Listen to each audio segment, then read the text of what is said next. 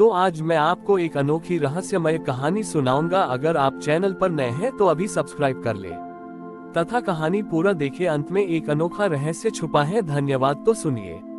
प्राचीन समय की बात है। एक गूंगे बहरे शिल्पकारों का एक छोटा सा समूह हिमालय की वादियों में एक ऐसी जगह रहता था जिसे शब्दहीन घाटी कहा जाता था। वहाँ आरव नाम का एक युवक था जो न तो सुन सकता था और न ही बोल सकता था। वह मिट्टी के बर्तन बनाता था, लेकिन उसके बर्तनों की एक विशेषता थी। जब भी कोई उन बर्तनों में पानी भरता तो पानी की गिरती बूंदों से ओम की ध्वनि सुनाई देती थी। आरव का सपना था कि वह महादेव का एक ऐसा मंदिर बनाए जहां कोई दीवार न हो, केवल स्तंभ हो। उसने घाटी के बीचों बीच 12 स्तंभ खड़े किए जो 12 महीनों के प्रतीक थे। लेकिन मुख्य समस्या ये थी कि वह मंदिर के केंद्र में स्थापित करने के लिए शिवलिंग कहां से लाए। वह पत्थरों को तराशना नहीं चाहता था, क्योंकि उसका मानना था कि महादेव को चोट पहुंचाकर प्राप्त नहीं किया जा सकता। एक रात आरव को स्वप्न में महादेव दिखे। उन्होंने कोई शब्द नहीं कहे, बस अपनी जटाओं से गिरती एक बूंद की ओर इशारा किया। सुबह उठकर आरव उस ऊंचे झरने के पास गया जो घाटी के अंत में गिरता था। वहां उसने देखा कि हजारों सालों से गिरते पानी ने नीचे के एक विशाल पत्थर को घिस घिसकर अपने आप एक चिकने शिवलिंग का आकार दे दिया था। आरव ने उस शिवलिंग को मंदिर में स्थापित करने का प्रयास किया, पर वह पत्थर इतना भारी था कि पूरा गांव मिलकर भी उसे हिला नहीं सका। गांव के लोगों ने इशारों में आरव से कहा कि यह असंभव है, हमें पत्थर को काटकर छोटा करना होगा। आरव ने मना कर दिया। उसने तय किया कि वह पत्थर को मंदिर तक नहीं लाएगा, बल्कि मंदिर को पत्थर तक ले जाएगा। उसने उन 12 स्तंभों को उखाड़ा और उस झरने के नीचे उस प्राकृतिक शिवलिंग के चारों ओर स्थापित करना शुरू किया। ये काम बहुत कठिन था, क्योंकि झरने का तेज बहाव उसे बार पीछे धकेल देता था।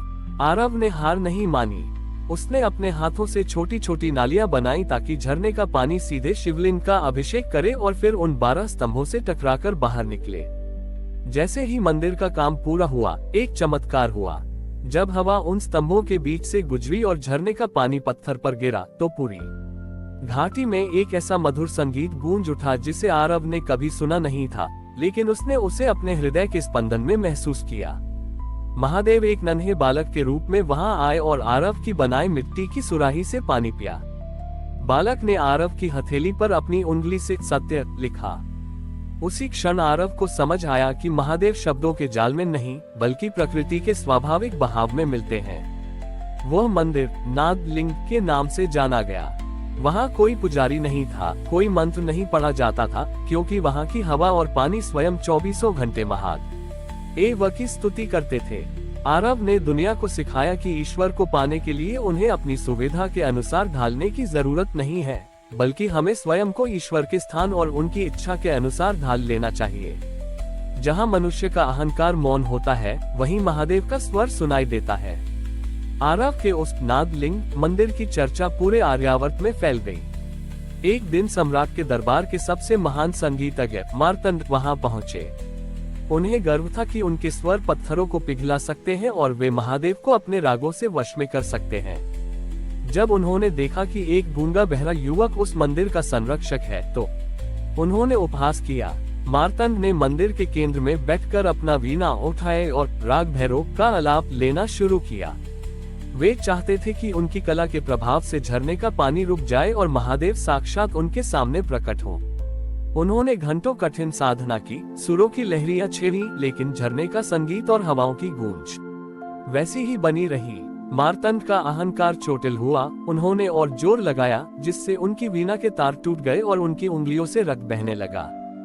थक हारकर मार्तंड ने आरव की ओर देखा, जो पास ही बैठा शांति से मिट्टी के दिए बना रहा था। मार्तंड ने चिल्लाकर पूछा, मैं विश्व का सर्वश्रेष्ठ गायक हूँ, फिर भी यह मंदिर रे सुरों को स्वीकार क्यों नहीं कर रहा? आरव ने कुछ नहीं कहा।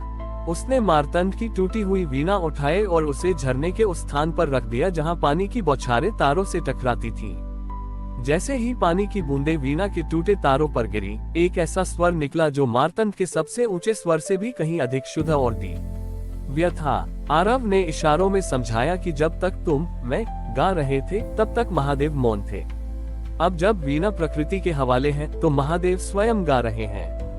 मार्तंड को अपनी भूल समझ आ गई। संगीत कला प्रदर्शन के लिए नहीं बल्कि विसर्जन के लिए होता है। उन्होंने अपनी रेशमी पोशाक त्याग दी और आरव के साथ मिट्टी के बर्तन बनाने लगे। उन्होंने सीखा कि सबसे श्रेष्ठ संगीत वह है जो कानों से नहीं बल्कि आत्मा के सन्नाटे से सुना जाता है।